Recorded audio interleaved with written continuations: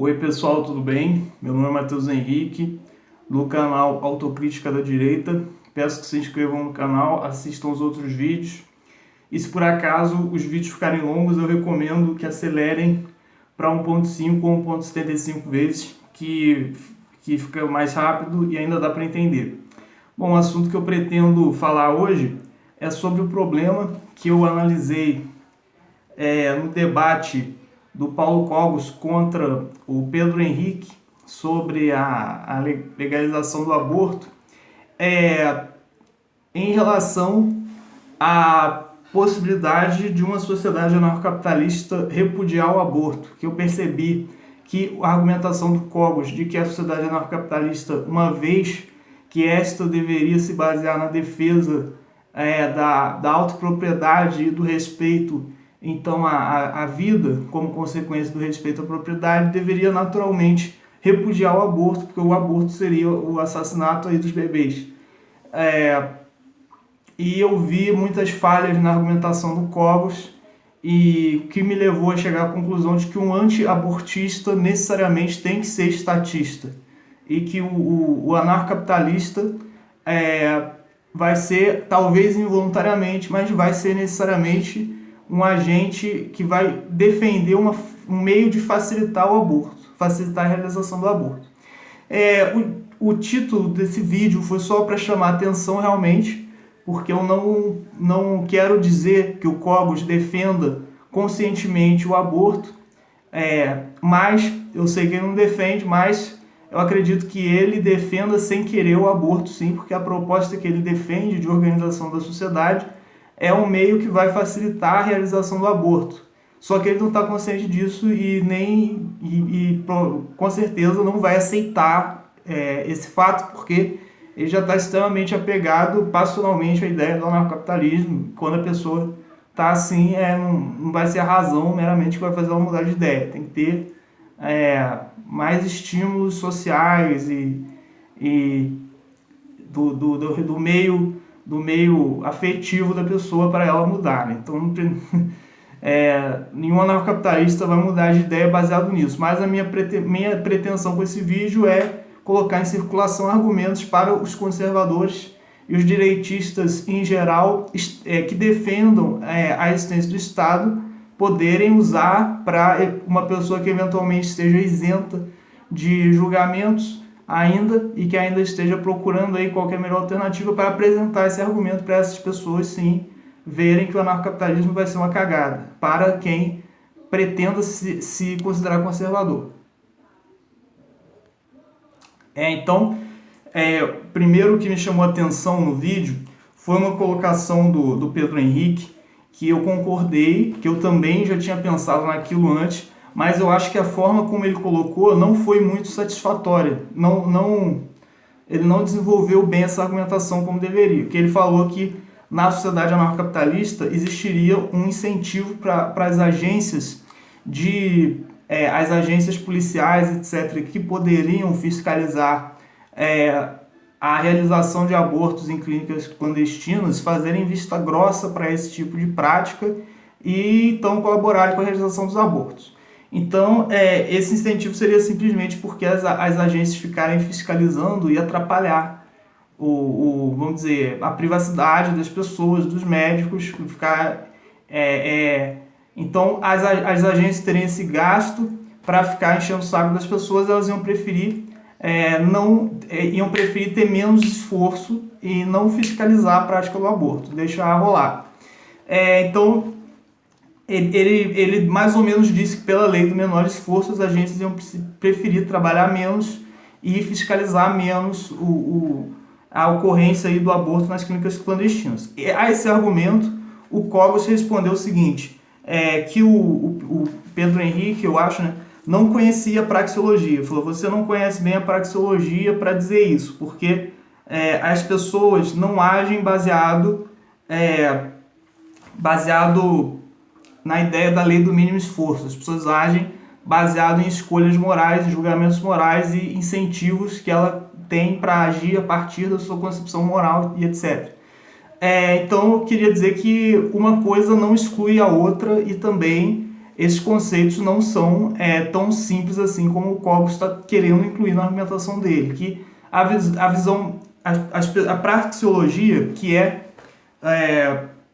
o estudo da ação humana, de quais são as considerações que a razão humana vai realizar antes das ações, etc., como que é o agir do ser humano, é um campo de estudo interessante, importante para além da economia, que o Mises desenvolveu isso, mas para as ciências sociais, porém, ele, como foi desenvolvido principalmente pelos libertários e anarcocapitalistas e o pessoal mais influenciado pela obra do Mises, a praxeologia, tal como esse pessoal aí vem desenvolvendo, está cheia de vícios intrínsecos na sua abordagem, e que é o abstracionismo, que eu já me referi em vários vídeos, que é a tendência à extrema simplificação aí dos problemas, porque eles tentam copiar a precisão e a segurança dos raciocínios lógico-matemáticos, e na lógica matemática, para você fazer uma equação, é só colocar as letrinhas ali, não precisa de muita reflexão sobre a constituição interna da essência aí dessas letras, enquanto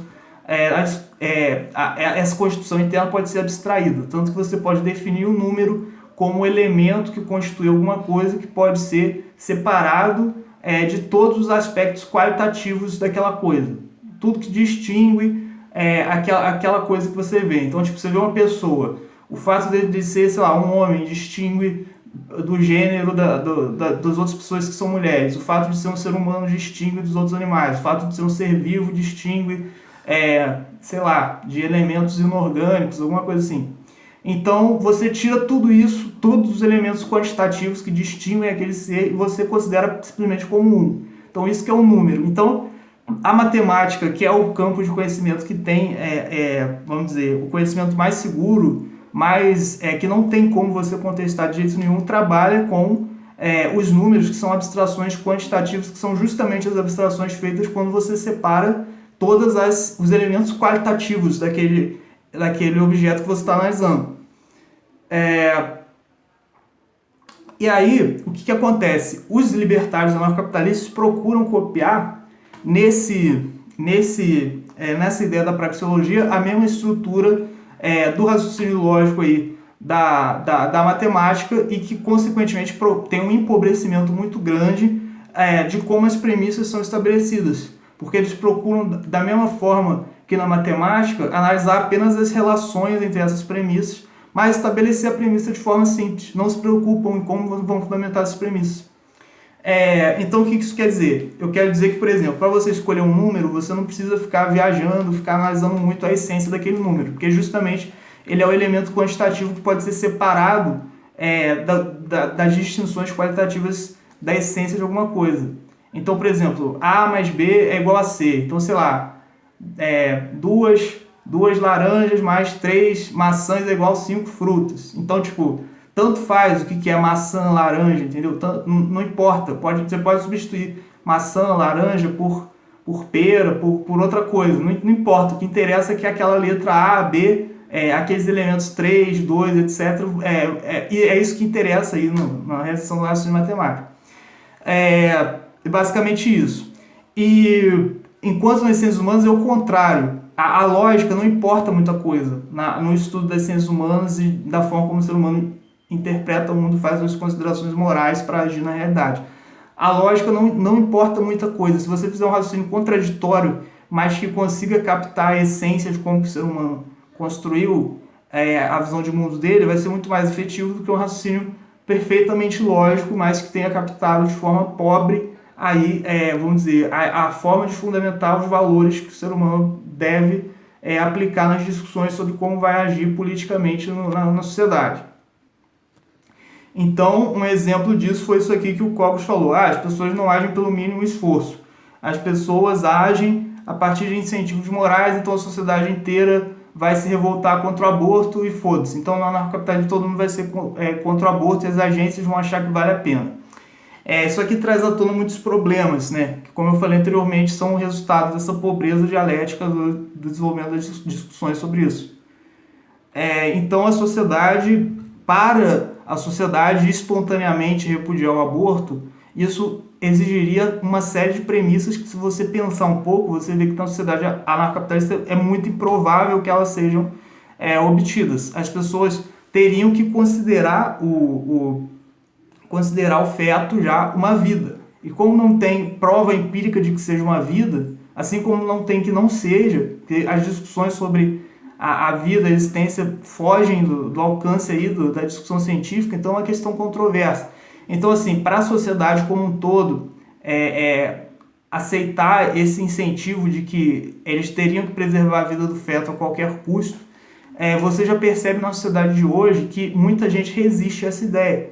Muita gente simplesmente não faz diferença considerar o feto um ser vivo ou não. Então, para que as agências de justiça privada tivessem esse incentivo para agir, fiscalizando as clínicas clandestinas de aborto, seria necessário que a sociedade como um todo desse respaldo a isso. E não é claro, como o Cobos tenta colocar aqui, não é óbvio que na sociedade anarcocapitalista todo mundo ia despertar a consciência de que o feto é uma vida e seria contra o aborto. Porque na nossa sociedade atual já tem já tem a veiculação de ideias muito intensa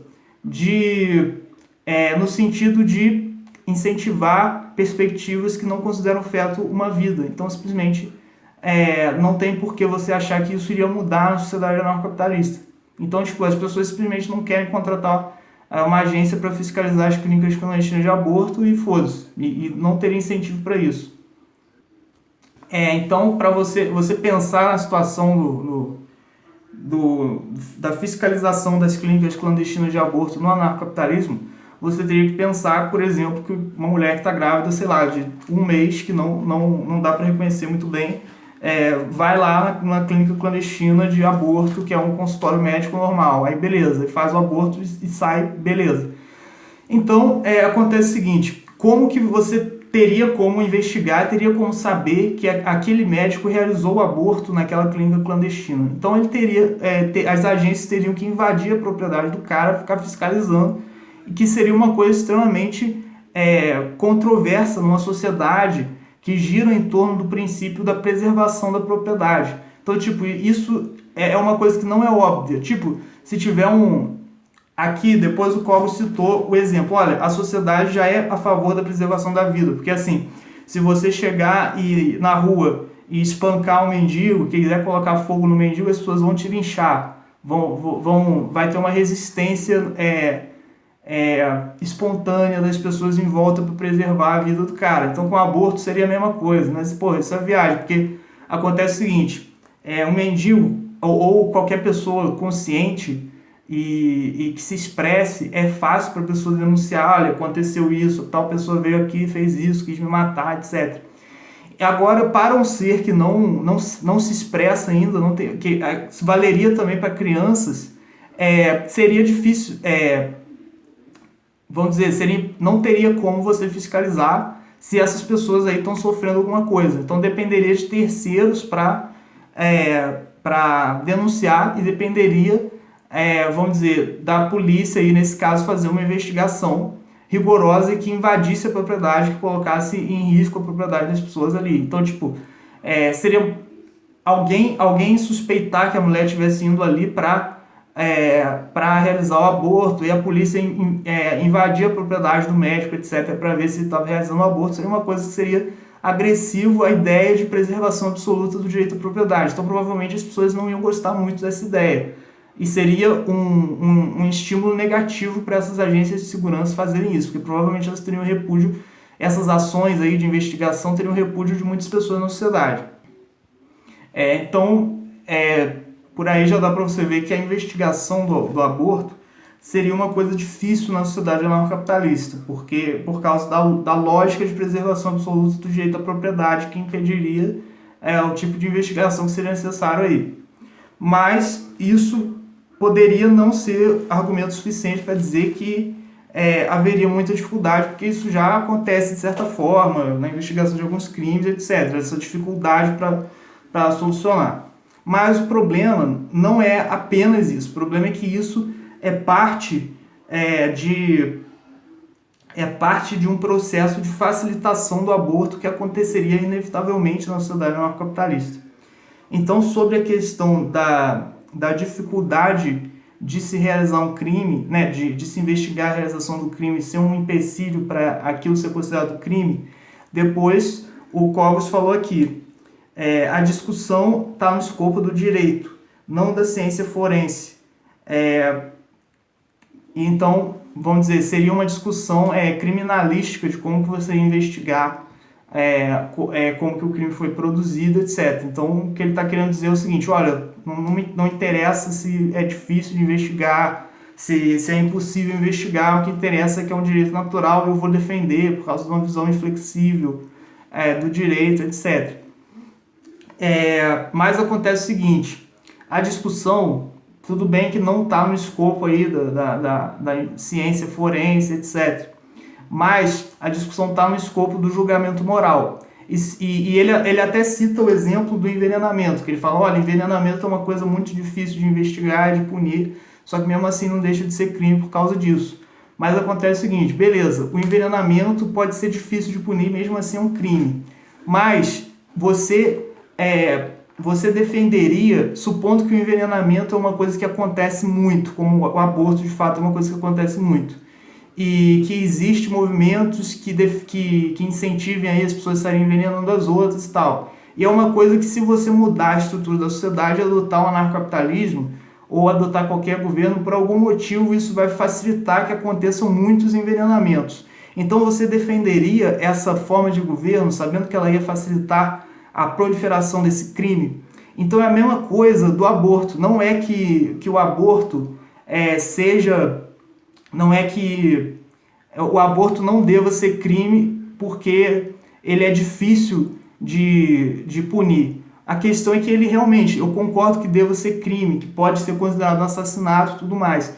Mas acontece o seguinte, você vai chegar ao ponto de defender uma sociedade que vai favorecer a realização do aborto, entendeu? Que consequentemente vai aumentar, muito provavelmente vai aumentar a ocorrência desse crime. Então essa que é a questão. E eu acho que realmente ia aumentar a ocorrência do aborto, além do fato que eu falei anteriormente, de uma sociedade em que a lógica da proteção absoluta à propriedade, as pessoas não iam gostar da ideia de uma investigação tal, de invadir as coisas que seria necessário para investigar as clínicas de aborto. Isso é uma questão menos importante, né? Mas seria um elemento existente, mas menos importante. A questão mais importante é que as agências de justiça privada acabariam seguindo, então, a demanda do consumidor. Quando você está dizendo que na sociedade anarcocapitalista essas agências de justiça não iam seguir a demanda do consumidor, mas iam seguir uma moral absoluta, objetiva e que é óbvia para todo mundo, você está dizendo que tá defendendo uma utopia, que aí o Cogos fala, anarcocapitalismo não é utopismo, porque o utopismo é revolucionário, não sei o que, o anarcocapitalismo é a verdade da essência do ser humano. Só que, olha, você acha que é a verdade da existência do ser humano, você confiar que todo mundo vai simplesmente aceitar, agora, do dia para a noite, eu defendo a lógica, a praxeologia, porque é evidente para todo ser humano, não vou fazer nenhuma consideração dialética que fuja dessa definição de lógica e dessa definição praxeológica da defesa do direito da autopropriedade, que baseia o anarcocapitalismo, que considera o feto de uma vida. E aí, do dia para a noite, todo mundo vai aceitar a mesma moralidade do Paulo Cogos, porque ela vai ser considerada uma verdade absoluta para todo mundo. Isso que é o utopismo, pior do que dos comunistas malucos aí. Porque a própria moralidade do anarcocapitalismo e da ideia da defesa da autopropriedade, ainda que ela fosse clara e perfeita, o pessoal dessas agências dessas agências de justiça privada, etc., seria difícil todo mundo desse pessoal e todo mundo da sociedade aderir a essa concepção moral, ainda que ela fosse muito bem estruturada, porque a mente humana é dialética e ela funciona a partir de, vamos dizer, hipóteses e de elaborações diferentes de um problema. E a proposta anarcocapitalista e praxeológica é uma proposta muito limitada, muito restrita de como resolver juridicamente os problemas. Simplesmente, vamos ver Pelo menos se você for ver no Rothbard e no Hans Hermann Hoppe, você vê, tem o direito da autopropriedade, você aplica em cada situação automaticamente e foda-se. E é óbvio que a sociedade não vai aceitar isso. Mesmo que essa fundamentação fosse perfeita. O problema é que essa fundamentação tem milhares de problemas teóricos, como eu mostrei ao longo dos outros vídeos sobre o anarcocapitalismo.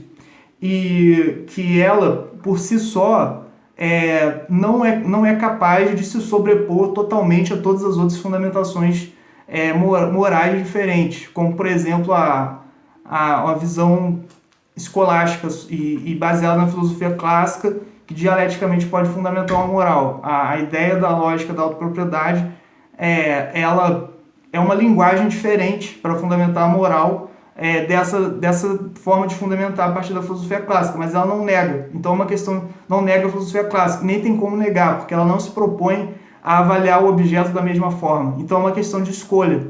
E não apenas essa questão da filosofia clássica, mas tem diversas formulações éticas baseadas na busca pela igualdade, na busca pela ampliação do direito, sei lá, até dos setores da esquerda, dos setores progressistas, que a ética em que se fundamenta o direito à autopropriedade não nega, e nem na sua formulação ela busca se sobrepor. Então seria uma questão de... Não é nem que ela esteja errada necessariamente, ela poderia até estar certa, mas a outra também está certa, também poderia estar certa, se a pessoa escolher uma abordagem diferente. Então seria uma questão de escolha de abordagem. Então, para a sociedade anarcocapitalista punir o aborto, você dependeria que não apenas as agências de justiça privada, mas também as pessoas, todas as pessoas da sociedade adotassem uma única concepção moral de, vamos dizer, de estabelecimento aí da priorização do direito à autopropriedade, e que não tivesse nenhuma chance da pessoa elaborar nenhuma hipótese além daquilo, que é uma coisa impossível de acontecer. E no anarcocapitalismo isso se torna necessário não apenas as agências, mas toda a população adotar isso, porque a única autoridade das agências seria a adesão espontânea de todas as pessoas da sociedade. Então, se tiver 10 pessoas ali que escolham fazer um tribunal de justiça privada baseado em uma lei diferente, que o aborto é permitido, a sociedade não teria como intervir naquela organização ali, porque senão já estaria sendo contra o princípio da autopropriedade do anarcocapitalismo. Então, mesmo o Cobos não querendo admitir isso, o anarcocapitalismo favorece sim o aborto. Então tem mais coisas para falar sobre esse tema, mas por enquanto é isso. Muito obrigado.